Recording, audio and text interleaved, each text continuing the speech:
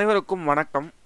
நம்ம இந்த வீடியோவில் வந்து பார்த்தீங்கன்னா டிஎன்பிஎஸ்சி குரூப் 2 குரூப் 2A எக்ஸாம்ஸுக்கு எல்லாம் ரொம்ப வேகமாக ப்ரிப்பேர் பண்ணிகிட்டு இருப்பீங்க.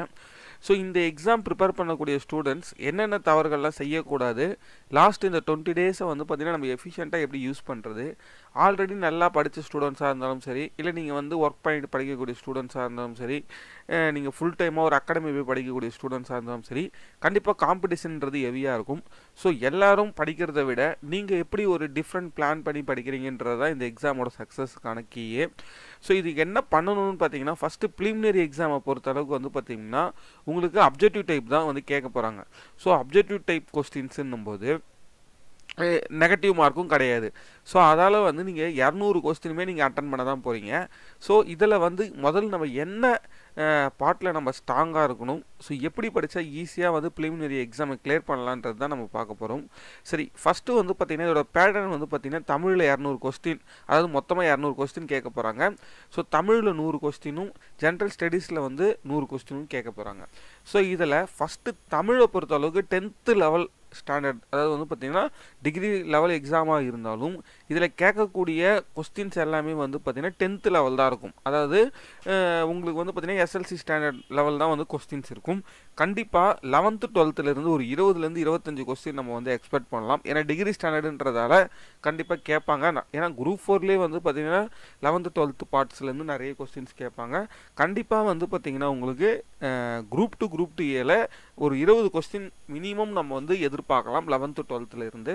ஸோ கண்டிப்பாக அதை வந்து நம்ம படிச்சுக்கணும். ஸோ நம்ம சேனலில் வந்து பார்த்திங்கன்னா தொடர்ந்து வந்து பார்த்திங்கன்னா தமிழ் ரிலேட்டடாக வந்து பார்த்திங்கன்னா ப்ரீவியஸ் இயர் கொஸ்டின் பேப்பர் 2012லேருந்து 2024 வரைக்கும் டாபிக் வைஸ் வந்து பார்த்திங்கன்னா நம்ம அப்லோட் பண்ணிட்டுருக்கோம். ஸோ அந்த வீடியோஸ் எல்லாமே நீங்கள் பாருங்கள், கண்டிப்பாக யூஸ்ஃபுல்லாக இருக்கும்.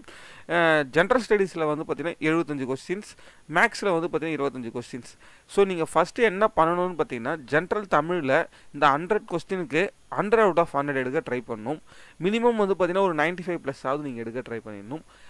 மேக்ஸ், ஸோ மேக்ஸை பொறுத்த அளவுக்கு வந்து பார்த்திங்கன்னா 25 கொஸ்டின்ஸ் இருக்குது.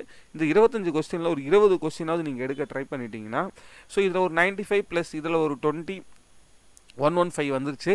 ஸோ மீதி இந்த 75 கொஸ்டின்ஸில் கண்டிப்பாக வந்து unit 8 and unit 9 history, polity இந்த மாதிரி உங்களுக்கு ஸ்பெசிஃபிக்காக ஒரு 2-3 டாபிக்ஸ் நல்லா தெளிவாக படிச்சுக்கிட்டாலே நீங்கள் ஒரு 145 கொஸ்டின்ஸ் மேலே கரெக்டாக போயிடுவீங்க.